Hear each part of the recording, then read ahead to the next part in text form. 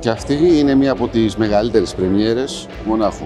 Το νέο Renault Clio με τελείως ανασχεδιασμένη λογική, νέα συνδυαστική στιλιστική γραμμή, η οποία διαφοροποιείται μάλιστα από αυτή που έχουμε συνηθίσει μέχρι τώρα στη μάρκα. Βασίζεται στην γνωστή πλατφόρμα CMF-P της Renault, CMF-P Vita για την ακρίβεια, και πλέον είναι αρκετά πιο δυναμικό και σπορ από όσο τα περίμενε κανείς, έχοντας μάλιστα και λίγο κουπέ χαρακτηριστικά. Το σημαντικότερο είναι ότι έχει μεγαλώσει σημαντικά και συγκεκριμένα κατά 67 χιλιοστά, ξεφεύγοντας πλέον από τα όρια του Super Mini.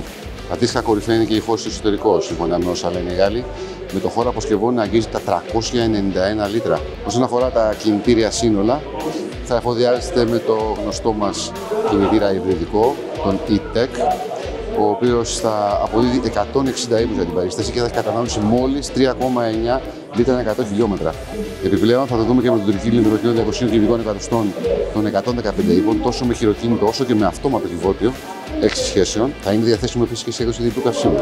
Βενζίνη υγραέριο με απόδοση 120 ύπους, που μάλιστα για πρώτη φορά θα συνδυάζεται τόσο με αυτόματο κυβότιο όσο με χειροκίνητο 6 σχέσεων. Το νέο Clio αναμένεται στη χώρα μας στις αρχές του επόμενου έτους, με τις τιμές του να αναμένονται εξαιρετικά ανταγωνιστικές.